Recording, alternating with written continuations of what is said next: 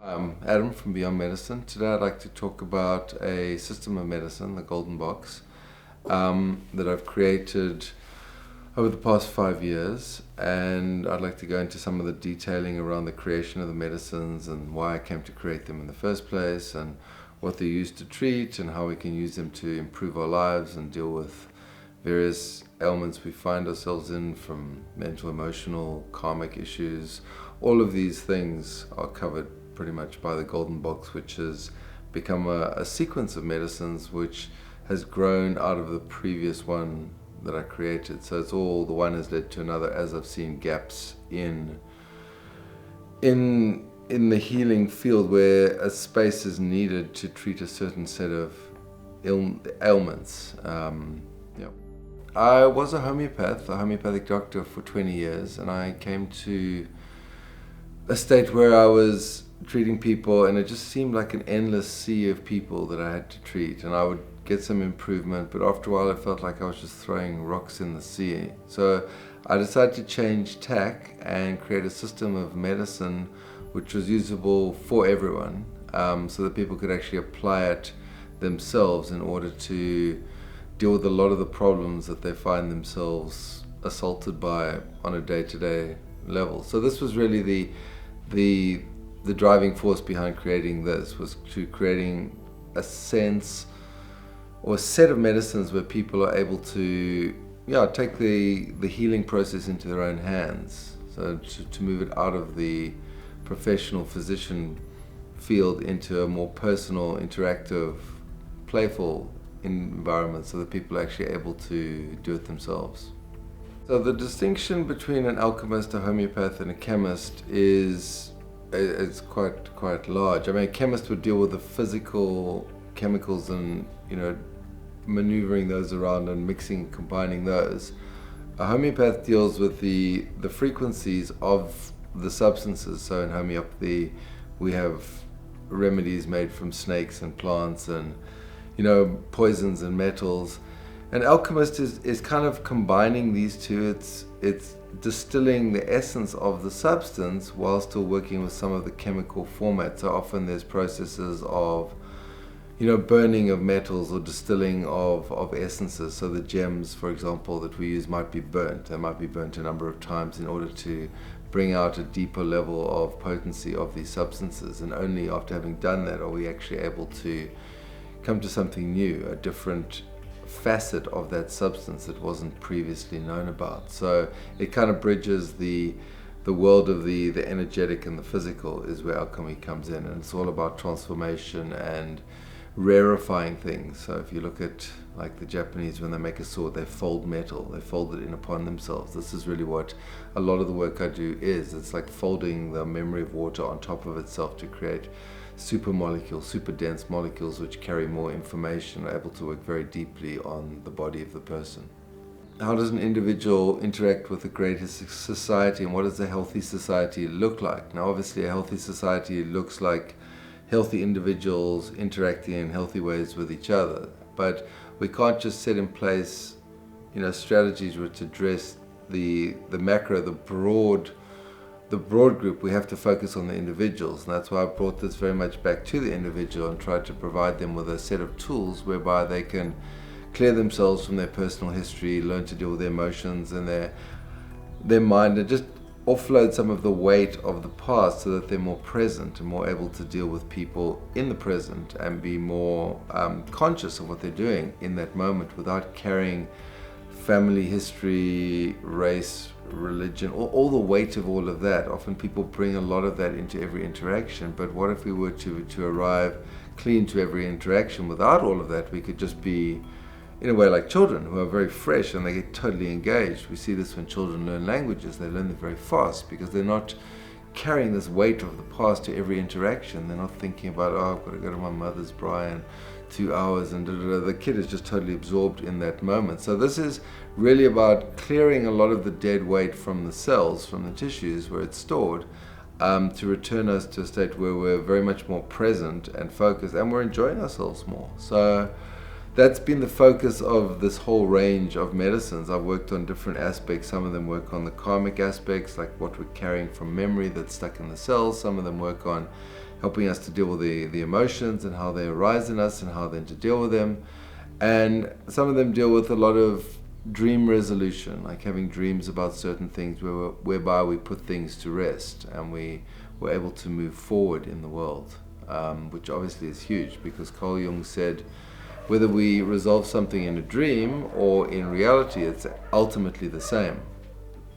So this is what this is about. It's like freedom of choice, so that we're not behaving from conditioned behavior, which is what we find ourselves doing, in a lot of the time. And that's what I believe everyone's after, is freedom to do what they want when they want to do it. I mean, within reason. We're not going off and murdering people, but just the ability to feel like today I can do anything I want. I can jump in my car and I can drive to another country if I want. I'm not like scripted into having to do certain things unless I want to. So it's all about choice ultimately, but to give people the real choice, not the choice of like, oh, I do this every day because it's what I've always done, and like, well, says who? Says you, but you chose to do it. So if you choose to put it down and examine it and decide that it's not what you want to do, you can actually pick up something different.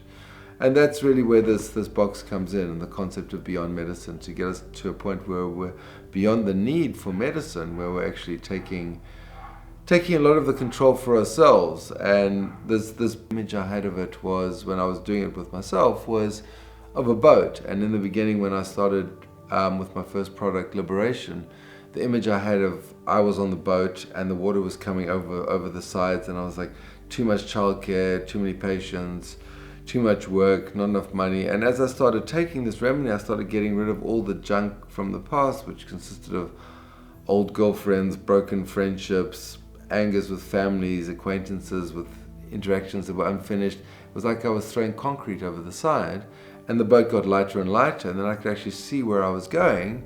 And then I got to say, well, okay, now I want to go back deliberately through all my history, through my past, and gather the gems from these situations, throw the junk overboard that was no longer required, and create a new path. But first go reclaim my history, free of the trauma, because this is a lot of what binds these memories in form, is the trauma that happened. So the creation process around these products, water, which is the primary medium that I use to imprint message onto, as a ball with normally a few bits and pieces running around. So what I've tried to do by folding the water in on itself with this, I found a way to do this. It's basically, if you imagine a ball would have 4 or 5 bits zooming around, what I've done is I've filled in all the spaces. I've like colored in all the spaces, so that instead of being like a tennis ball, which is empty, it's like a cricket ball, which is solid. So it's like there's density inside, which means that when these molecules hit our cells, when we take them, when we ingest them, it sends quite a strong force. So before we might drop a stone in the water, there might be a ripple. What I've done here is like I've created like a grapefruit. So when we throw the grapefruit into the water, it creates a much bigger ripple. I've done this by folding the water on top of itself. It's the only way I can describe it, to kind of layer this in. Like if you imagine a tree with all its layers, I've kind of put in layers around the entire thing. So the molecules become very dense. Now, I mean, obviously I use a range of substances to do this with, but I mean, I'll just talk about 1 or 2 of the substances that the process I've created is to take substances and amplify them, but sometimes the substances are already amplified. So the 9 gems, which it's an Indian substance which was created by a 3rd century alchemist, a Buddhist alchemist from India, is 9 gems, but each gem is burnt 100 times. So in the process of burning the gems, what comes out is a substance. Then they take all the gems that have been burnt and they mix them together with gold and rose water, and they make a pill, which is, it's considered to be like a karmic medicine, in that it goes into the body memory and it starts to resolve things. So that one I'm describing, the 9 gems, is part of a creation called Liberation, which has 5 fires in as well, which is fascinating stories around these substances. The 5 fires it's actually 4 fires. The 5th fire is the sun, but someone's been sitting in the middle of these 4 fires, which have been burning for 50 years, and they've been chanting a specific mantra of purification. Now someone brought me some of the ash from these fires. So in the ash is carried the sense of purification from the desires, the poisons. So when you ingest that, it starts to burn up the poison. So when you mix the 9 gems and there's 5 fires, and I've mixed in reishi and the light of Jupiter and like royal jelly to make a very beautiful medicine, which is not only clearing of the past, but it's also built around the principles of like, I want to feel great while I do this. Because the old paradigm of like, we must cry while we're going through stuff, it's like, well, says who? Can we not be laughing while we're clearing this stuff? There's no thing that says we sign on here for like, I must suffer forever because it was a bad thing that happened. What if we go back through it and it experiences joy or relief or liberation? So I put a lot of ingredients in the liberation in particular to make it a very enjoyable experience, so that we burn karma and we get rid of memory as we're skipping down the street whistling. So because in my experience, if we create more trauma, that creates more patterning, which we have to deal with later. But if we have this sort of chocolate ice cream mode of delivery, which goes in and we just smile and then we move, we drop it, it's just as effective, but then we almost look forward to the process. When people were taking the liberation in particular, they were like, ooh, what's the next episode tonight? Because they would take and they'd dream about the next episode of their past. But at each of these junctures, there'd be a meeting, there'd be an interaction, there'd be a sense of resolution, and then a letting go, which would pave the way for new things to happen. And of course, as we clear out a lot of our cache, if you want to look at it like a computer, we clear out a lot of the memory. Of course, the computer works faster. Everything works faster because we're carrying less junk. Do we really need, those files from like 30 years ago, which we just store there, or these old programs that we're running, and like, what if we just put it down, we go through it all, clear it, we take the stuff we really want, maybe a couple pictures we want from the past, but the rest we leave behind. We're not using MSN Messenger anymore. We have far more advanced things, but if we're still using that and it's still cluttering up the system, then obviously it's not working as well. So this is what this is designed around. So that was the first one. But then I realized we're not only bound by memory. That is one part. So we can clear the memory with these people, but out of the memory often patterns arise of reaction, which is where I had to go into other medicines, redemption and panacea. Now, the focus of these two medicines are around dealing with the backstory. Like, okay, let's look at the actual reactions that came up in us, and like, let's look at them from an outsider's perspective. Let's get a third person perspective on our own thing. Often when we can see someone playing out the same pattern that we're playing out, we can see them. It's like, oh wow, I do that as well. It's actually not so cool. And then we get the reflection. But if someone says like, oh, that's your pattern, we go into the like, no, I don't like this. But if we can see it out there, then we can often change it, because we can actually decide, well, oh, I'm behaving like that. I don't really like that in myself either. It's like, and that's immensely empowering to be able to get this perspective on ourselves, to be shown it. Like the one remedy, redemption, which is made from this plant called Naira, which Naira is the mother of all plants. Now the SHIVA legend goes that when plant life was created on Earth, someone said, who's going to create plant life? And this immortal tree goddess said, like, I'll do it. And she created plant life on Earth. So the question is like how to get this substance and actually allow it to communicate with us, because like we're two-legged human mammals. She's an immortal tree goddess who created plant life on Earth.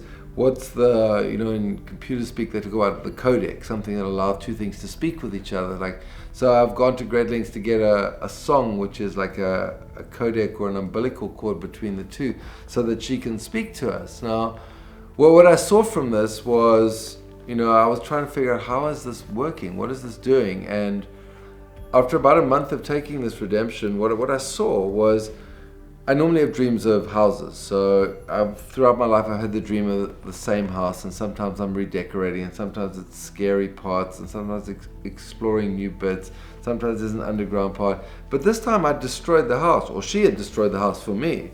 And I realized, whoa, what have I just done here? This is like quite a radical thing. I would not have done this of my own accord. But in that moment, I realized I was free from this image. If the house is the image of our subconscious and unconscious and conscious, I destroyed that in order to free myself to create something new.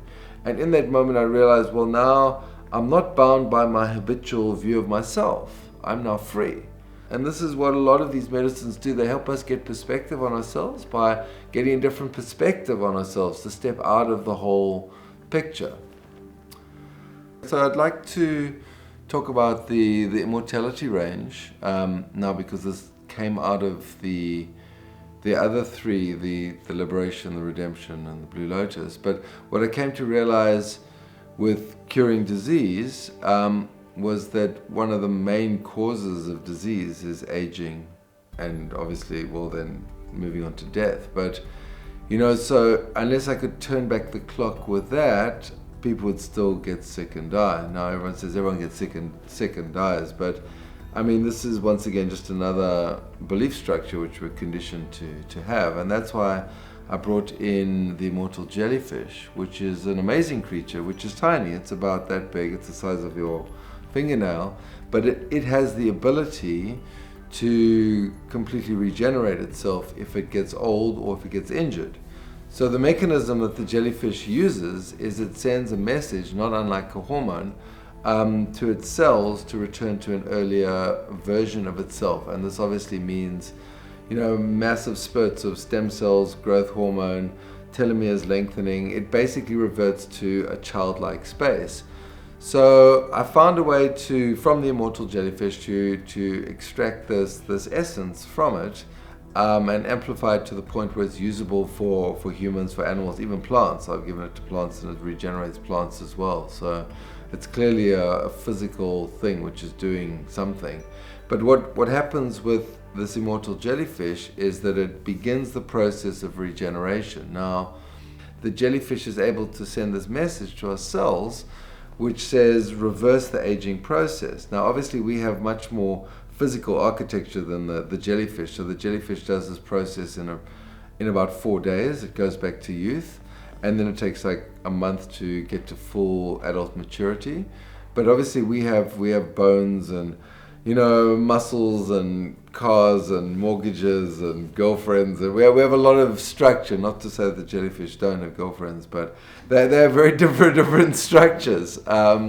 And the invertebrates, so they don't have bones. So it's a much more complicated process of regeneration. So what we find happening with the immortality, there's the whole range. There's 7 or 8 in the immortality range, and I'll go into this in a moment. But what we find happening is, the stem cells begin to regenerate. So obviously faster regeneration of skin cells, better organ functioning, better blood flow, better function of the endocrine gland. So that's, thyroid hormone, insulin functions better, blood pressure improves, libido improves, general hair growth, nails. I have to trim my nails twice a week now because it's just sending this message to the cells that I'm operating at a much younger biochemical level than I would normally. So this is what's been found with the immortality, and there's like 50 or 60 pages of testimonials from people who've actually gotten results in a whole range of areas. Certain people who've been taking it have even found that their grey hair goes back to black. One woman in her 60s even started menstruating again. So this is the capacity of the immortality to return us to an earlier version of ourselves. But obviously we need to keep taking it, because the normal process of aging is going that way, and when we stop taking the immortality, we continue that process. But if we can keep feeding the message to the body that we're going backwards, that we're returning to an earlier version, then we can keep recycling the same period of age forever. So it's like we go forward, we go back, we go forward, we go back, we go forward, we go back. So I mean, this immortality has been going for about 2 years now, and we're getting to the point now where we're actually going to be doing some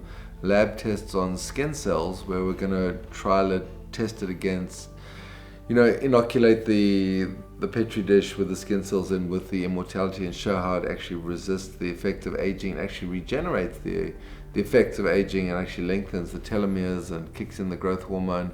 So that's very exciting. That's where we're at. Whatever structure you apply it to, this is why I brought in the Immortal Skin. I made it into a skin cream, and there's the Miracle Balm, which is actually a balm which people can use it to apply, and it speeds up cellular regeneration. So for wounds, it's great for wounds, for bruising. I have a guy who put it on his hemorrhoids and they disappeared, and like anyone who's ever had hemorrhoids know that they're a real pain in the ass. So you definitely want to get rid of them if you can. So, but also just people applying it topically to their faces, the skin became more soft, it became more supple, more elastic. There've been a lot of positive anecdotal stories about what's happened when people have taken this, and old aches and pains disappearing, arthritis is starting to disappear. People whose hands are starting to get really creaky, they've started taking it, and all of a sudden their hands return to an earlier state and they're able to function again, which is amazing because we're fed this line that like old age or getting old and dying is an absolute, but what if it wasn't? What would we do then? It opens up all sorts of interesting philosophical questions as well, which I've kind of dealt with in various sort of pieces I've written, because what if we were to live to 200 or 500? This changes the way we view the planet and what we're doing here. But my thought is here, like, well, if we knew we were going to be here in 200 years, we'd take an active hand in preserving the planet, rather than just like, oh, well, I'm not going to be here in 50 years' time, so whatever, after me the storm. But so it changes what we're looking at here, but it also means that if we don't have to deal with old age and disease as much, or we're rolling the process back, we can then focus on other things. The thing with this jellyfish is, if it doesn't get eaten, it can live forever. It's the immortal jellyfish, Turritopsis dohrnii. It's been studied, and it will regenerate itself endlessly if it gets old or it gets injured. Now, obviously, I can't wait for this thing to get old, because how do you even know when this jellyfish is getting old? But the process I've developed, where you pierce one of the little nodules on the tentacles, where it releases this neurochemical, which acts very similar to a hormone. It's not a hormone, but it acts like a hormone in that it tells the body structures to change form, much in the way that testosterone or estrogen would develop secondary sexual characteristics in the body, or growth hormone would cause growth spurts in the body. This is actually saying revert to an earlier version of yourself. We don't have an equivalent in the body because the body's not designed that way, but the jellyfish does. Now, what I've been able to do is to ensure that this message is consumable by humanity and animals and even plants by playing with the message. Now, what I found with this message, this is continuing it, is like after about 5 bottles of immortality, the body starts to adapt to the message. It stops responding. So I've got 8 in the series of immortality, which are just different versions where I've amplified the message. Like instead of 1 level of immortality, I put 3 or 5 or 7 or 9 or 12 or 15, together with other substances, and in many cases mantras. Some of them Hindu, some Buddhist, some I've even got one which is made from the Norse runes.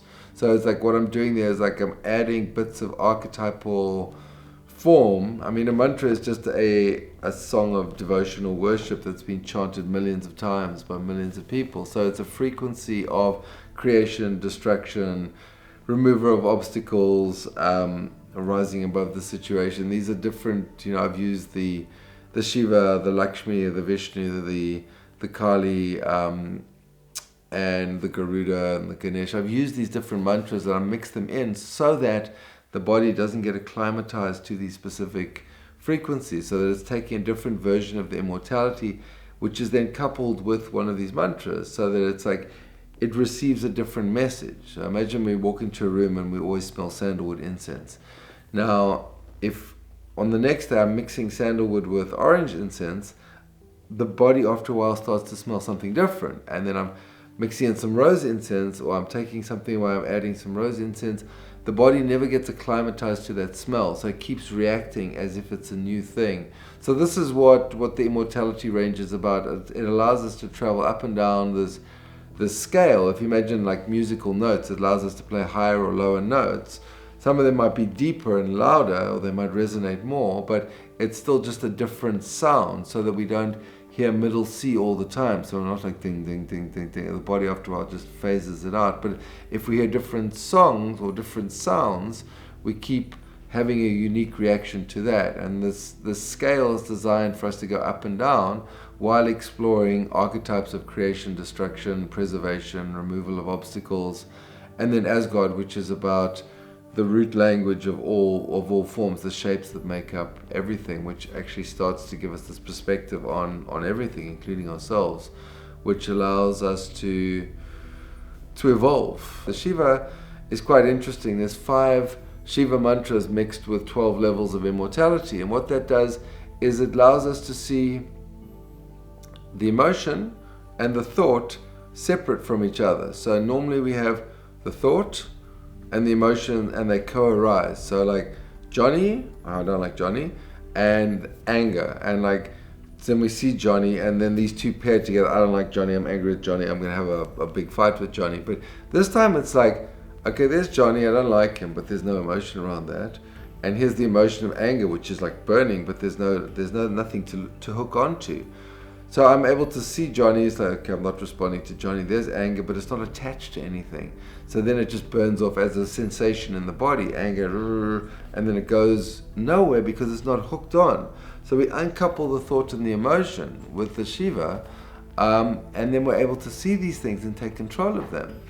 The Asgard works in a similar way, except we literally get the perspective of ourselves. And this is really what this box is all about, allowing us to tour through the different archetypes while we're getting younger. I mean, wow, that's a bonus deal if ever I saw one. You know, it's like we're getting younger and we get to distance ourselves from a lot of this patterning so that we can actually truly take control and like rebuild ourselves so that we're a new, healthy individual going out into the world, creating the society we want, because we're going to be here in 200 or 500 years, yeah? So we almost have a strong vested interest in making it right, because we can't say, okay, I've got another 20 years on this planet, then it's so-and-so's problem, or it's my children's problem, or whatever. It's like, no, I'm going to be around, so I better have a hand in making it right, otherwise I can't complain. So I'd just like to talk about the remedies in mental health. Now, a lot of people I know are on psychiatric medications and have mental and emotional issues, but you know what, the best advice I can give for them with this is to take it slowly, to take a dose or two of the remedy and see how they handle it. I mean, some of the psychiatric regimes are more extreme than others. In those cases, I mean, often we're going in different directions. So the psychiatric medications might be about suppressing a certain set of symptoms, and this might be about bringing it to the surface. So obviously these two are going to work in different ways. But a lot of where this works is in dreams. So people have dreams where there's resolutions of certain emotional issues which might be stopping them from moving forward. And obviously once the emotional issue has been resolved, then there's less need for psychiatric medication, but always to take it slowly. But all of these remedies are about resolution, are about allowing us to see it, to confront it in often as easy way as possible, so it's not as unpleasant as we might expect. I've gone out of my way to ensure that this is as pleasant an experience as is possible. So I put in a lot of substances which buffer these substances to make us feel good while we're going through this process. Now there's certain substances here like creation, which I've just designed around the best day ever. So it's not designed to be an antidepressant, but it's designed to just instill the sense of like, I feel great, I feel open, I feel expansive with the world, I feel playful, I feel light, and I'm going out into the world in this space, and I'm going to interact in this space. So people can use substances like that to retrain their neural pathways in the right way of being. So it's almost like training yourself in how to be happy, but on a cellular level we're ingesting these things.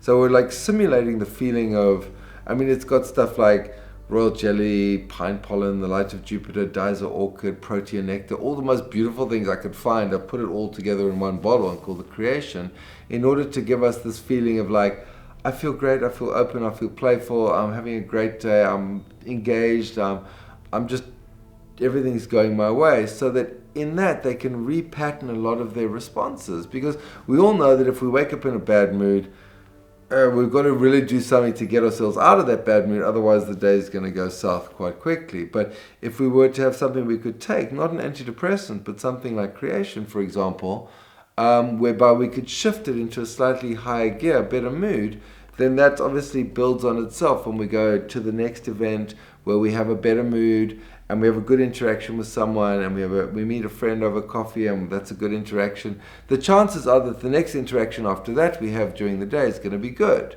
So if we can start the day off on the right foot, which is what stuff like creation is about, and creation is completely fine for people to take even if they're on antidepressants. The immortalities, it's fine to take while people are on antidepressants, because that's just really turning back the biological clock. It's not really going to affect it. Now, you might choose one of the remedies which might be more in alignment with feeling good, like the Vishnu, the immortality Vishnu, or the Lakshmi is all about feeling great, right? So that's also part of this protocol of bring ourselves to a space where we feel the best version of ourselves. I mean, the other ones, the Immortality Kali and Shiva, are to do with more like getting ourselves out of very stuck and heavy spaces. So I remember when I was in quite a heavy depressed space, I took the Immortality Kali, and it snapped me right out of it. I was like, wow, okay, let's get going. So it's very, very active, very productive, especially when you feel quite heavy and lethargic. But with all of these, it's best to take them, try them out, take a dose or two, see how it goes with your existing, psychiatric regimen, and see how it works. Or take it away from that, or take it at night. A lot of them work in dreams. The liberation works in dreams, the redemption works in dreams, because it's allowing us to play out a lot of these things in dreams. So where to in the future with this? Well, I'm bringing out a booklet that goes along with this golden box, which will have all the medicines in this, so people can use it as a handy reference manual, kind of like the way people used to interface with the Bachflower remedy box. But obviously this is much stronger, and it's dealing with much more meaty issues, like the issues around death and old age and karmic memory. And so it actually goes into some of the stuff that really binds us and finds a way out of it. So obviously I just want this to spread out more. It's beginning to spread out more into the world. I have one more remedy I'm going to make, which is going to be the strongest of all, Immortality Gaia, which is going to be all the elements of the periodic table from ancient lakes. I'm going to put it all together in the solvent, which is going to bring out their nature. So that'll be the ground network of all of it. That's still coming. But what I want really to do with this is to get the research done on the immortality, so that it goes out to probably the skin industry as an ingredient, and then they use it in all skin creams in order to pay for some centers I want to build, which will have all the healing technology in them. Healing pools and sound chambers and dark retreats and salt caves and all the beautiful healing technology put together in one place, which will be a place of learning, of teaching, of healing. People can come and get, all sorts of stuff. But the idea behind this, as an Asclepion, which is an ancient Greek word, Asclepius was the god of healing, was the very minute you set foot in this place, the healing begins. So there's beautiful waterways, the food's amazing, people are embedded in different aspects of healing at every juncture of this center. So that's really where I'm going with this, and this will form, the golden box will form the backdrop for this, as a system of medicine which is usable by everyone. I also like to empower people to the point where they've got something where they're like, okay, they've got a problem, they can open up this box, instead of maybe rushing off to get some other form of medication. It's like, well, is there a way I can resolve this with dealing with the underlying issues, or calming myself down? A lot of the medicines in here are just like calming the person down to the point where they make the right choice. So this is really what I focused on with a lot of this, is just getting people to the point where they're empowered enough to take health and healing into their own hands and actually, learn to care for their families with it. That's really where I'm spending a lot of the energy now is like focusing on spreading it out to the world as a system of medicine, beyond medicine. Yeah. Okay, so if people are taking these medicines and they want some support in the process, because it can be quite an unusual journey, to say the least, there's two groups. There's Liberation the Remedy, it's a closed Facebook group, and then the most current one, which I'd encourage people to join, is called New Immortals. Also a closed group on Facebook. We've kept it closed so that people, there's a bit more, intimacy. People can talk about what they're going through, get answers, ask questions, and then the community will answer them, or I'll answer them. If people want to source the different remedies, there's the local site here, immortalskin.co.za. But yeah, if people want support, best to go to New Immortals, because that's a community of people who've been through this the whole time, and you'll find answers there, or get hold of me at adamsuzman@gmail.com if you want specific information. But if you're looking for product, just go to the group. I also have a network of distributors throughout South Africa available on Liberation the Remedy. Okay, thank you for joining us today. I hope you enjoyed it. I hope I covered all the aspects. There's obviously many parts to this, and we can go into more depth in a lot of it. Part of this golden box is about building a body of work which people can access to get greater understanding about all the products, and well, it's work in progress. We're building it as we go. Thank you.